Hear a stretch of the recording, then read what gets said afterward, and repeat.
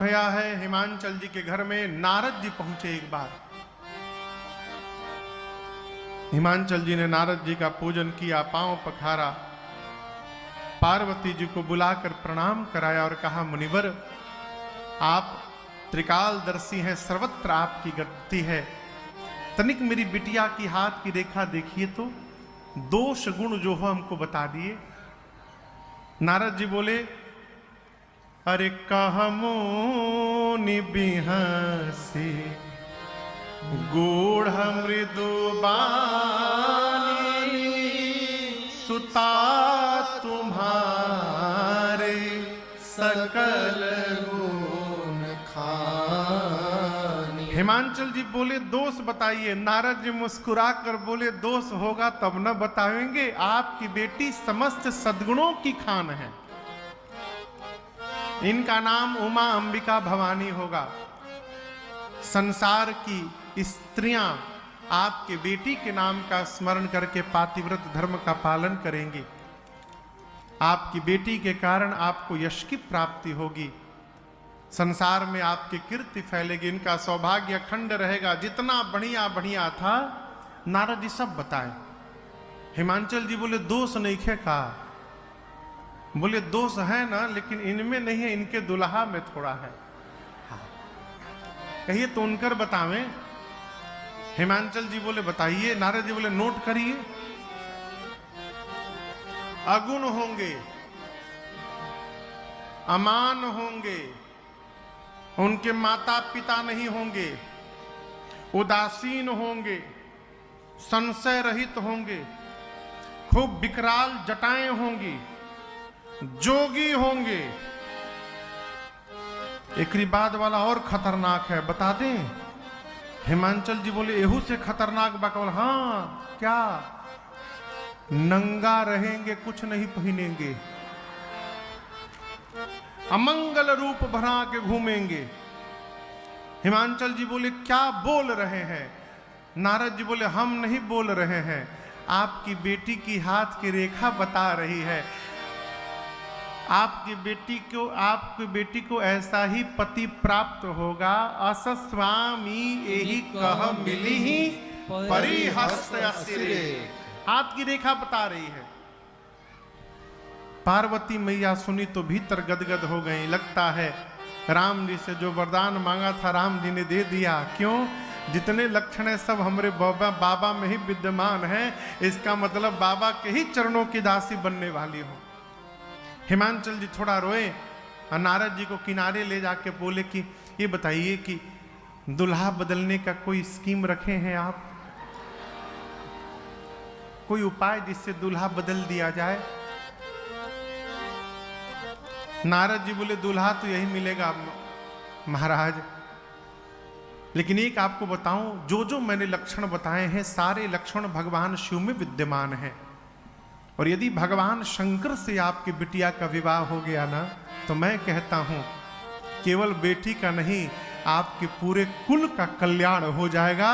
यदि भगवान शंकर से विवाह हो गया तो आप अपनी बेटी से कहिए, जाकर तपस्या करें।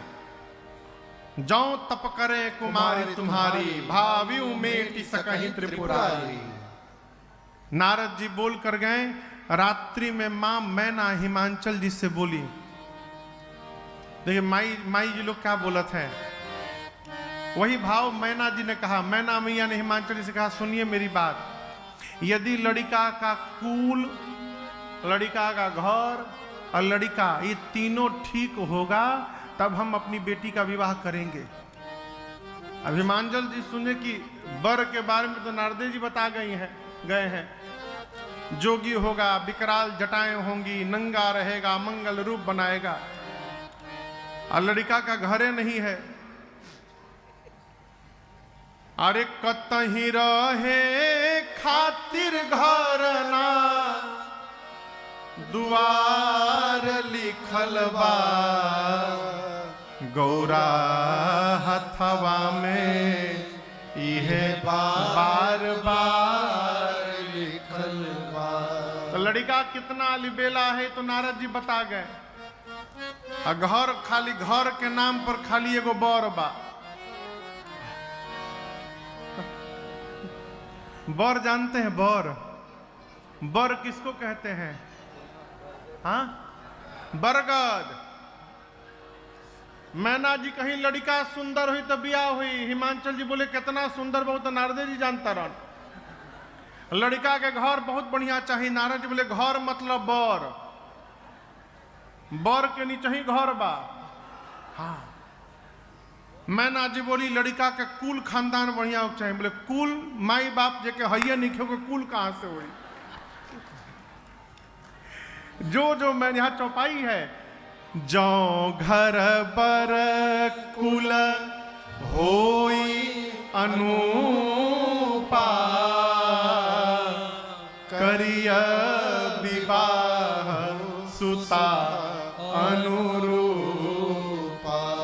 हिमांचल जी बोले देखिए नारद जी की बात असत्य नहीं होगी। नारद जी के वचनों पर विश्वास रखिए। नारद जी जो कही गए हैं वही वर प्राप्त होगा और बिटिया का मंगल होगा। नारद जी ने कहा है, आप चिंता न करिए। पार्वती मैया ने जाकर कठोर तपस्या किया है। आकाशवाणी भई, आपकी मनोकामना पूर्ण भई भवानी जी। यहां देखिए, आकाशवाणी ने पार्वती जी का नाम उमा नहीं कहा, शैलपुत्री नहीं कहा, पार्वती नहीं कहा। क्या कहा? अस्तप काहू न कीन्ह भवानी, अस्तप काहू न कीन्ह भवानी, भय अनेक धीर मुनि ज्ञानी, भय अनेक धीर मुनि ज्ञानी, भय अनेक धीर मुनि ज्ञानी, भय अनेक धीर मुनि ज्ञानी।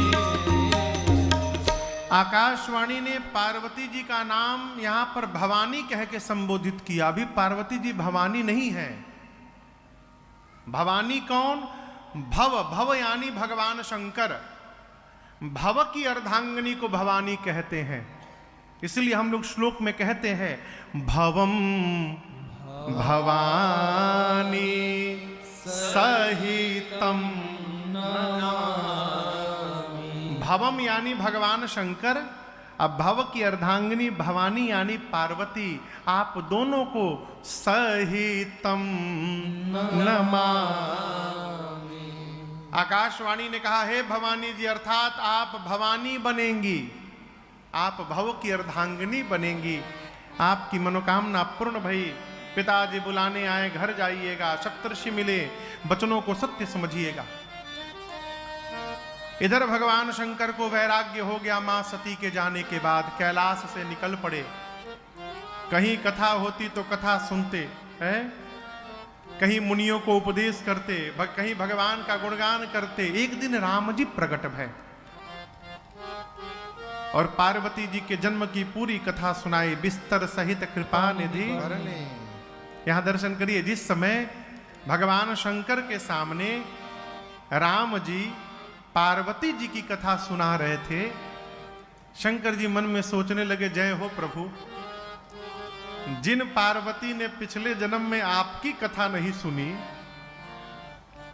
उन्हीं पार्वती की कथा आप इतने प्रेम से सुना रहे हैं मुझे।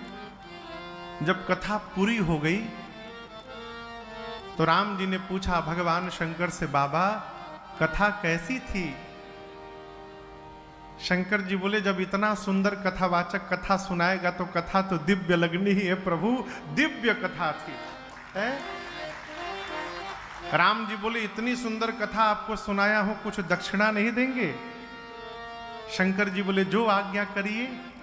तब राम जी ने कहा, मेरी यही दक्षिणा है, मैं यही मांगता हूं, जाय विवाह हो शैलज ही यह मोहि मांगे दे। मैं यही याचना करता हूं कि आप जाकर पार्वती जी से विवाह करिए। शंकर जी ने तो पहले मना किया, प्रभु उचित नहीं होगा, फिर कहा आपकी आज्ञा सिरोधार्य है। यहां पर पार्वती जी के प्रेम की परीक्षा लेने के लिए भगवान शंकर ने सप्तऋषियों को भेजा।